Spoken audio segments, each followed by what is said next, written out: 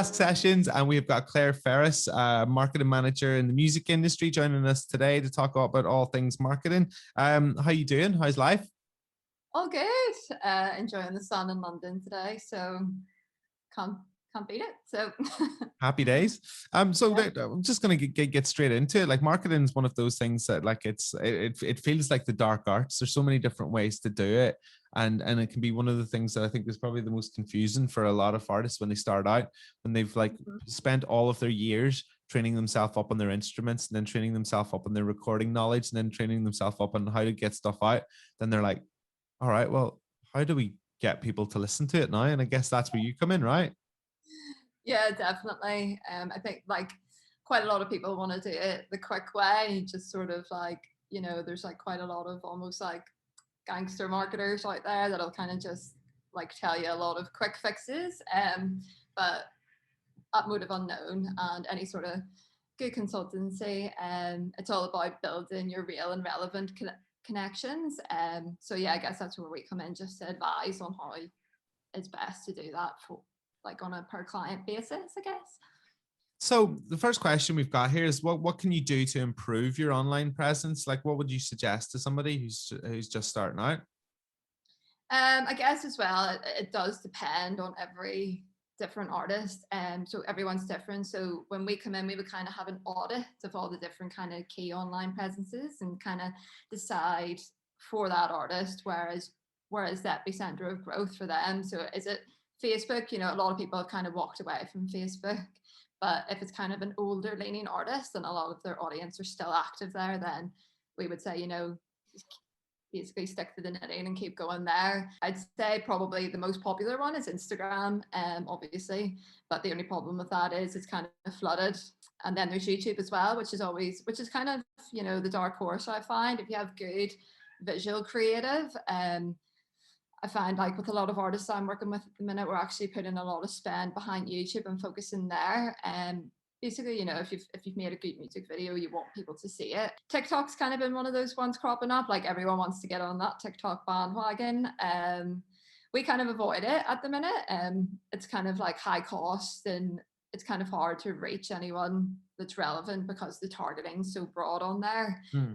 We've actually found, for a lot of people with younger audiences, that Snapchat's actually kind of making a comeback, which is something that I'd never thought I'd say. But, when you think about how that was kind of taking the lion's share for a while, everyone's kind of jumped boat and moved to TikTok, which has kind of left that playing field wide open. And a lot of people are still active on it. So it's been kind of good. But yeah, I'd say just kind of have a look at your audience insights. You used to be able to do that on Facebook, but they've kind of removed that now due to the iOS 14. So I would just kind of, obviously, yourself where most of your engagement is and just double down on that. As you said there, artists are kind of having to wear about 50 different hats.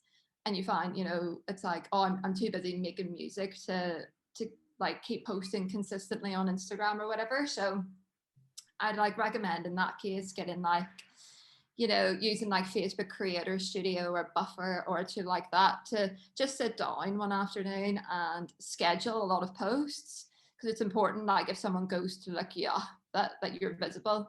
Consistency is the key there. So if you can just get some content, sit down one afternoon and schedule stuff, then you don't have to worry about that anymore. But yeah, just fine. There's a way of spending money like the wrong way, isn't there? Like, if I was starting out and I just decided like on, oh, I'm going to boost this post on whatever platform.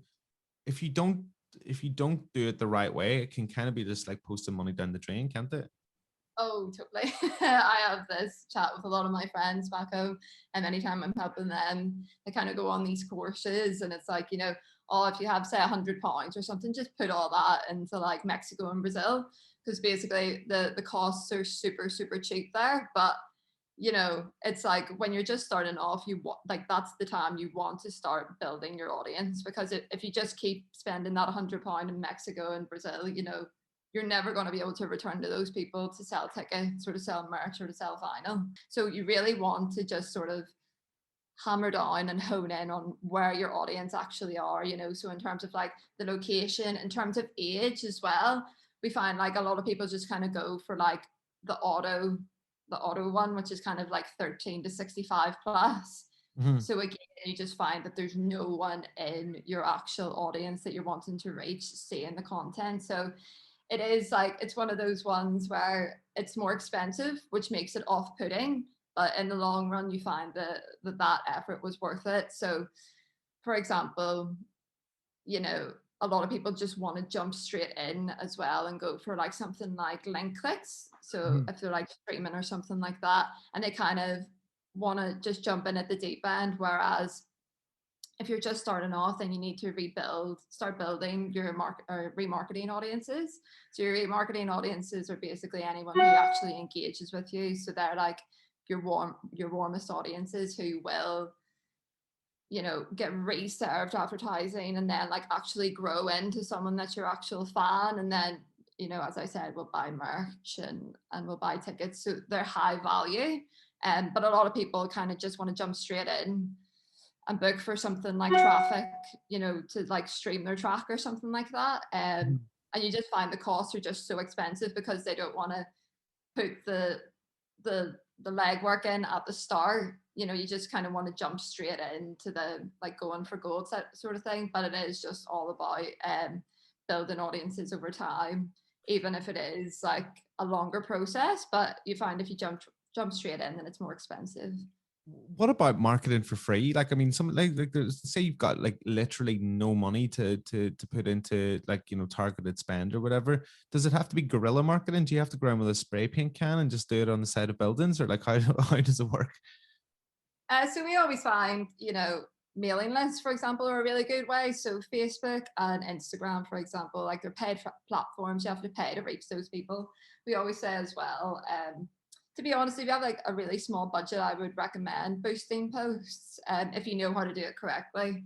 Mhm. But yeah, at the end of the day, they're advertising platforms and you have to pay to reach people. Whereas if you start with a mailing list, those are all people that are going to be on your warmest audiences, and you can reach those for free. Like a lot of CRM platforms actually allow you to have like a certain threshold before you're on a pay tier. So MailChimp, or one that we've started using recently, MailerLite, it's a really good alternative, and they have like quite like, you know, if you're a really small artist, I think it goes up to like 5,000 before you have to pay or something like that, Mhm. and you can reach those people for free and like return to them with like, you know, paid offerings. Like you can return to them and say, you know, oh, my tickets are on sale today or whatever.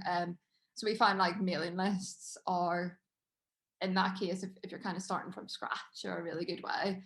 We always would like advise people to start building their mailing lists as well, like from the bottom up, because it's like if you come back in 5 years and suddenly you're, you know, really big on streaming or whatever, Mhm. and you haven't been building your mailing list, you're like, oh, why didn't I start back then? So it is just kind of like a marathon, not a sprint, I guess. But if you just start building your mailing list from the get-go, then over time it really adds up. But yeah, that would be the best sort of free marketing.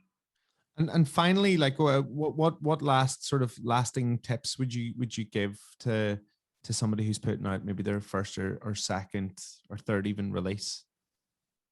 As my boss would always say, impressions are vanity and conversions are sanity. So yeah, don't let, you know, concentrate on building real and relevant audiences through your targeting, through, you know, where you're actually placing spend. A lot of people just want to go where it's cheap, but Mhm. actually go where your audience is. That's probably, I guess, what we're sort of built on or whatever. Just real and relevant audiences. Yeah, I think that would be the best advice. Amazing. Claire, thank you so much for taking the time out to let us in on the dark secrets of marketing and commerce. Yeah, no problem at all. My pleasure.